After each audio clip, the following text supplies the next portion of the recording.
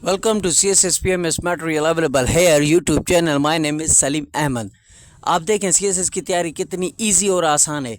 देखें इलाहाबाद एड्रेस 9030. अल्लामा इकबाल ने जो इलाहाबाद के मकाम पे जो एड्रेस किया था, जो स्पीच दी थी, जो खुतबा दिया था, उसको इलाहाबाद एड्रेस कहा जाता है. ये कंप्लीट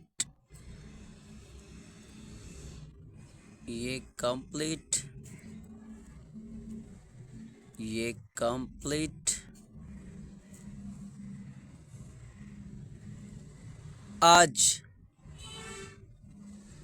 ये कंप्लीट करेंगे. अब देखें ये टॉपिक कितना इजी और आसान है. इंग्लिश में मैं आपको सेंड कर दूंगा, आप पहले समझे इसको. सबसे पहले आप देखें आउटलाइंस कि आउटलाइंस में क्या क्या है, और आउटलाइंस के बाद इसका इंट्रोडक्शन देखते हैं. इंट्रोडक्शन में बैकग्राउंड और जो जो चीज़ें हो चुकी होती है उससे पहले वो सब इंट्रोडक्शन में डिस्कस की जाती है. तो यहाँ पर लिखा है इलाहाबाद एड्रेस क्या है. तो ये मुस्लिम्स की 25वीं क्या थी सेशन था, ठीक है. और उसमें अल्लामा इकबाल ने क्या बात की थी और उस खुतबे में अल्लामा इकबाल ने क्या कहा था, वो सारा डिटेल में डिस्कस करते हैं. Keep watching, stay connected. चलो स्टार्ट करते हो, देखते हैं कि क्या अल्लामा इकबाल ने खुतबा दिया था, क्या बोला था, क्या कहा था, ठीक है. तो यहाँ पर मैं आपको थोड़ा बता दूं कि अल्लामा इकबाल कौन थे. क्विकली डिस्कस कर रहा हूँ इसके लिए जो आपको कोई डिस्टर्बेंस ना हो. जल्दी मैं ये कवर करा रहा हूँ क्योंकि आपको समझ में आए पूरा टॉपिक ये क्या था, ठीक है. तो देखें, अल्लामा इकबाल एक पोइट थे, फिलोसोफर थे और थिंकर थे.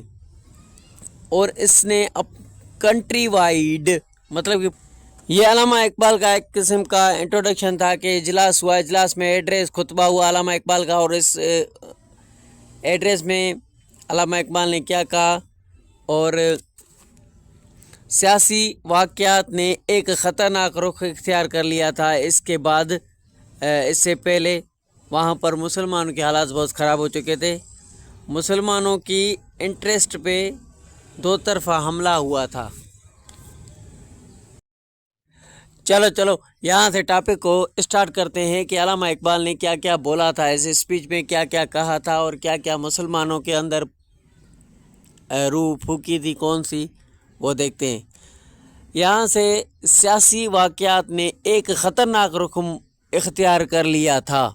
मुसलमान पर दो तरफ़ा का हमला हुआ था. एक तरफ़ा मतलब कि मुसलमानों के ऊपर ब्रिटिशर्स और इंडियन दोनों ही खिलाफ हो गए थे, ठीक है. एक तरफ़ा हिंदुओं ने सख्त मुखालिफत की नेहरू रिपोर्ट में अपनी मर्ज़ी का कॉन्स्टिट्यूशन बना के, ठीक है. नेहरू रिपोर्ट आई थी, हमने वो लेक्चर कंप्लीट कर लिया है. प्ले लिस्ट में जाके देखें, वो पूरा कंप्लीट लेक्चर मैंने दिया है कि नेहरू रिपोर्ट में कॉन्स्टिट्यूशन बनाने के लिए क्या क्या डिमांड्स हिंदुओं ने की थी, क्या क्या डिमांड्स थी. मुसलमानों की वहाँ पर कोई भी डिमांड्स मानी नहीं गई थी. आप टॉपिक को समझने की कोशिश करें, ठीक है. एक तरफ़ा हिंदुओं ने सख्त मुखालिफत की नेहरू रिपोर्ट में. नेहरू रिपोर्ट में क्या कहा था, हिंदुओं ने अपनी मर्ज़ी का कॉन्स्टिट्यूशन बनाया. मुसलमानों की कोई भी डिमांड्स, कोई भी बात उनमें उस कॉन्स्टिट्यूशन में नेहरू रिपोर्ट में नहीं मानी गई थी, ठीक है. तो सख्त मुखालिफत की गई थी नेहरू रिपोर्ट में, अपनी मर्ज़ी का कॉन्स्टिट्यूशन बनाया था हिंदुओं ने. तो आगे चलते हैं, देखते हैं. दूसरी साइड पे ब्रिटिश गवर्नमेंट ने साइमन कमीशन, तो दूसरी साइड पे दूसरी तरफ से ब्रिटिश गवर्नमेंट ने साइमन कमीशन में पूरी तरह से मुसलमानों की डिमांड्स को इग्नोर किया गया था, नज़रअंदाज किया गया था. मुसलमानों की कोई बात, कोई डिमांड्स, कोई भी चीज़ मुसलमानों की नहीं मानी गई थी साइमन कमीशन में. तो इस नाजुक तो ऐसी सिचुएशन बन गई मुसलमानों की. हिंदू और ब्रिटिशर्स मिलकर मुसलमानों के साथ ऐसी उनकी डिमांड्स नहीं मान रहे थे, उनके हकूक़ उनके मुसलमानों के उनको नहीं दे रहे थे. तो ये बैकग्राउंड की बात हो रही है कि क्या क्या हुआ था जिसकी वजह से अल्लामा इकबाल ने स्पीच दी और उसने अपनी सोच बताई और उसने सब कुछ ये देखा कैसे बताया. तो इस नाजुक वक्त में ऐसे मुश्किल मोड़ पे अल्लामा इकबाल ने महसूस किया कि इस मुश्किल प्रॉब्लम में मुस्लिम्स को नॉर्थ वेस्ट इंडिया इस साइड पे मुसलमान हैं जो इस रीजन इलाके से ताल्लुक़ रखते हैं मुसलमान, जैसा कि अगर वो सरवाइव करना है, उन्हें मुसलमानों को अगर सरवाइव करना है, ज़िंदा रहना है, तो वो अपने लिए एक एक्शन उठाएं, एक एक्शन लें। ठीक है, ये अल्लामा इकबाल ने बात की कि अगर मुसलमान, ये जो नॉर्थ वेस्ट इंडिया है ना, इसकी हम डिटेल में आगे बात कर रहे हैं कि ये अल्लामा इकबाल ने किस चीज़ की बात की थी। ठीक है, आप अभी देखते जाएं, समझने की कोशिश करें, इजी टॉपिक है बहुत। इस ऐसे ही CSS में आएगा, आपको लिखना होगा ना, यही चीज़ आप लिखेंगे इंग्लिश में करके, नीचे सबटाइटल दूंगा इंग्लिश में, तो ऐसे ही करके आप लिखेंगे ना, इंशाल्लाह कोई भी इसमें खामी और गलती नहीं है। तो देखें, इस एड्रेस में अल्लामा इकबाल ने कहा, एक्सप्लेन किया, मुसलमान जो हैं इंडिया में, उनका बड़ा फैक्टर इस्लाम है, मुसलमानों का बड़ा फैक्टर इस्लाम है, उसकी लाइफ में रहा है, हिस्ट्री में रहा है, हमेशा से रहा है। क्या? इस्लाम मुसलमानों का बड़ा फैक्टर है। इस्लाम को फॉलो करके उनके असूलों पर ज़िंदगी गुजारनी चाहिए मुसलमानों को। ठीक है, अल्लामा इकबाल ने ये भी बात की और कहा, अल्लामा इकबाल ने बताया कि इंडिया के मुसलमान एक कौम है। अल्लामा इकबाल ने ये राय दी, जब तक मुसलमानों को एक कौम नहीं मानोगे, मुल्क में अमन की कोई भी इनकाम नहीं, और कहा कि मुसलमान और हिंदू एक फ्यूचर बेहतर होगा। अल्लामा इकबाल ने बताया कि इंडिया के मुसलमान एक कौम है। ठीक है, अल्लामा इकबाल ने ये राय दी, सलाह दी, मशवरा दिया, जब तक मुसलमानों को एक कौम नहीं मानोगे, मुल्क के अंदर अमन के कोई इनकाम नहीं नज़र आ रहा है मुझे। ठीक है, मुसलमान एक अलग कौम है, उनको कौम की हैसियत दी जाए। और कहा कि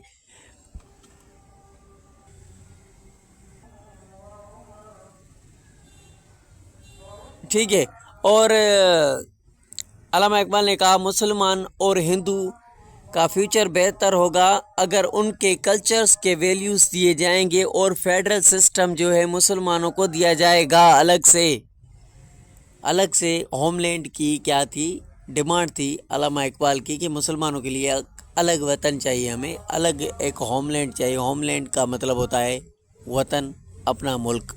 ठीक है, तो अल्लामा इकबाल ने कहा फेडरल सिस्टम मुसलमानों को दिया जाए, जहां मुसलमानों की अक्सरियत है, मेजॉरिटी मौजूद है जिन इलाकों में, वो हक दिए जाएंगे जो कि हिंदू मेजॉरिटी इलाकों को हिंदुओं को दिए जाएंगे। वो ही इलाके, वो ही हक, वो ही फेडरल सिस्टम, वो ही अकायद, वो ही राइट्स मुसलमानों को दिए जाएंगे जो कि हिंदुओं को दिए जाएंगे। ठीक है, अल्लामा इकबाल ने ये कहा, जैसा कि ये हमेशा के लिए मुसलमानों और हिंदुओं के प्रॉब्लम्स का हल है।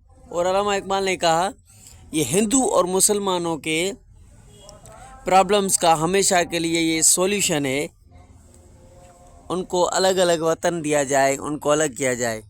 ठीक है, अल्लामा इकबाल की ये स्पीच किस तरफ जा रही है आप समझ रहे हैं।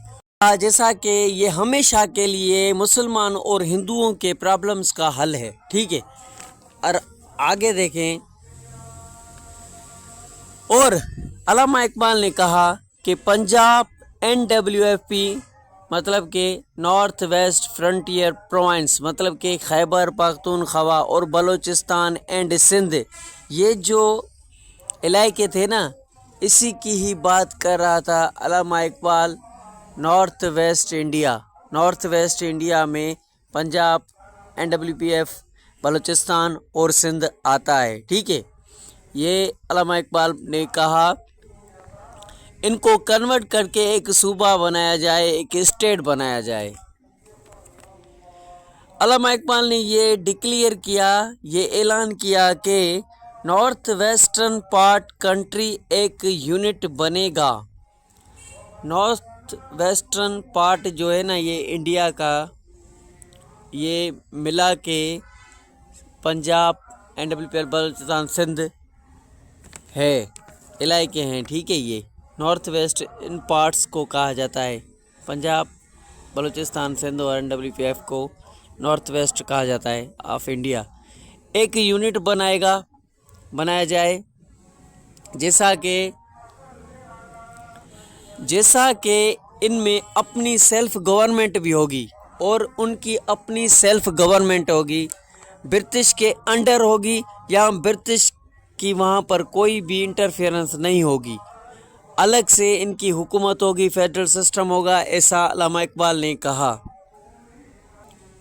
तो अल्लामा इकबाल ने यहाँ पर सलाह मशवरा दिया मुसलमानों को स्पीच देते हुए कि जो कम्युनल रायोट्स हैं, यानी हिंदू मुसलमानों का जो फसाद हो रहा है उसका यही हल है, ठीक है, कि इन इलाकों को एक सूबे की हैसियत दी जाए और इनको एक मिला के एक स्टेट बनाया जाए, ठीक है। सब कंटिनेंट में अमन लाने के लिए यही हल है। और अल्लामा इकबाल ने कहा सब कंटिनेंट में अमन लाने के लिए यही हल है। यह अल्लामा इकबाल की तारीखी और अहम इलाहाबाद एड्रेस थी। इसने क्लियर किया पॉलिटिकल कन्फ्यूजन मुसलमानों के माइंड में जो था, ठीक है। उनको अल्लामा इकबाल ने एक न्यू डेस्टिनेशन, मतलब कि एक न्यू उनको तकदीर दे दी, रास्ता दे दिया। कौमी रूह जो अल्लामा इकबाल ने मुसलमानों के अंदर डाली, वो बाद में तैयार होके आइडियोलॉजिकल बुनियाद बनी पाकिस्तान की। समझ गए आप? ये लिखा हुआ है, देखें। मतलब ये जो अल्लामा इकबाल ने स्पीच दी, ऐसी रूह फूकी इन मुसलमानों के अंदर जो कि आगे चल के नज़रियाती बुनियाद बनी पाकिस्तान की, ठीक है। समझ गए? अल्लामा इकबाल ने सेपरेट होमलैंड की बात की मुसलमानों के लिए, जो बाद में पाकिस्तान की शक्ल में बनी, ठीक है। और अल्लामा इकबाल ने कहा नॉर्थ वेस्ट ऑफ इंडिया में जो पंजाब, सिंध,